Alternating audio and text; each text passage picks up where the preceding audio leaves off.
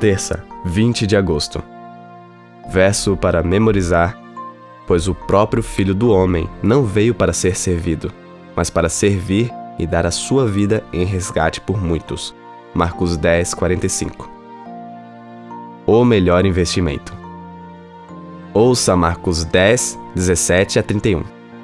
Pondo-se Jesus a caminho, um homem correu ao seu encontro e, ajoelhando-se diante dele, perguntou-lhe: Bom mestre, que farei para herdar a vida eterna? Jesus respondeu: Por que você me chama de bom? Ninguém é bom a não ser um, que é Deus. Você conhece os mandamentos: não mate, não cometa adultério, não furte, não dê falso testemunho, não defraude ninguém, honre o seu pai e a sua mãe. Então o homem respondeu: Mestre, tudo isso tenho observado desde a minha juventude. E Jesus, olhando para ele com amor, disse: Só uma coisa falta a você. Vá, venda tudo o que tem, dê o dinheiro aos pobres e você terá um tesouro no céu. Depois, venha e siga-me. Ele, porém, contrariado com esta palavra, retirou-se triste, porque era dono de muitas propriedades. Então Jesus, olhando ao redor, disse aos seus discípulos: Como é difícil para os que têm riquezas entrar no reino de Deus. Os discípulos estranharam estas palavras, mas Jesus insistiu em dizer-lhes: Filhos, como é difícil entrar no reino de Deus. É mais fácil um camelo passar pelo fundo de uma agulha do que um rico entrar no reino de Deus. Eles ficaram muito admirados, dizendo entre si: Sendo assim, quem pode ser salvo? Jesus, olhando para eles, disse: Para os seres humanos é impossível, contudo, não para Deus, porque para Deus tudo é possível. Então Pedro começou a dizer-lhe: Eis que nós deixamos tudo e seguimos o Senhor. Jesus respondeu: Em verdade lhes digo que não há ninguém que tenha deixado casa, irmãos, irmãs, mãe, pai, filhos ou campos por minha causa e por causa do Evangelho, que não receba, já no presente, 100 vezes mais casas, irmãos, irmãs, mães, filhos e campos, com perseguições, e no mundo por vir receberá a vida eterna. Porém, muitos primeiros serão últimos, e os últimos serão primeiros. Pergunta 3.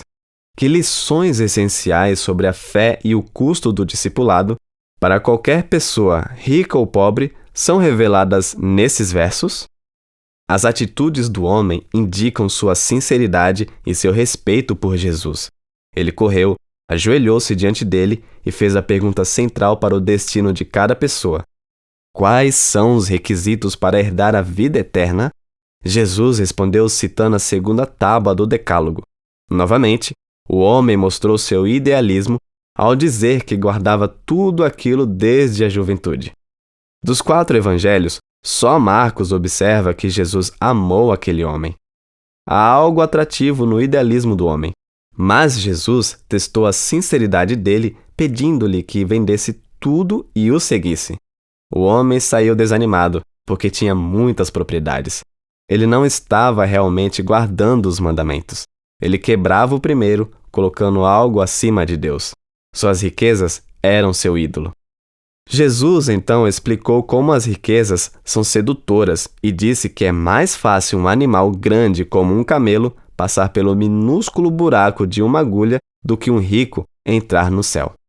Os discípulos ficaram surpresos com as palavras de Jesus e perguntaram quem, então, poderia ser salvo. Jesus apresentou a moral da história. Para os seres humanos é impossível, contudo, não para Deus, porque para Deus tudo é possível. Marcos 10, 27 parece uma ótima conclusão da história. Não chegaremos ao céu por nossos próprios esforços. Precisamos da graça de Deus para sermos salvos. Mas então Pedro deixou escapar que ele e seus amigos haviam deixado tudo para seguir Jesus. O mestre respondeu que tudo o que deixamos para segui-lo não é nada comparado com o que vamos receber agora e no mundo por vir. Este é o ponto principal. A solução para a culpa humana é a morte de Cristo. Portanto, é a graça de Cristo e sua vida ressurreta que nos capacitam a obedecer aos seus mandamentos. Ouça Romanos 6, 1 a 11. Que diremos então?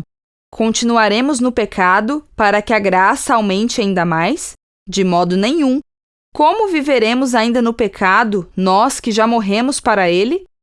Ou será que vocês ignoram que todos nós que fomos batizados em Cristo Jesus fomos batizados na sua morte?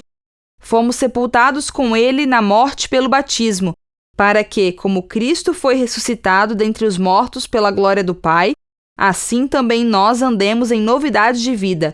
Porque, se fomos unidos com ele na semelhança da sua morte, certamente o seremos também na semelhança da sua ressurreição, sabendo isto, que a nossa velha natureza foi crucificada com ele, para que o corpo do pecado seja destruído e não sejamos mais escravos do pecado.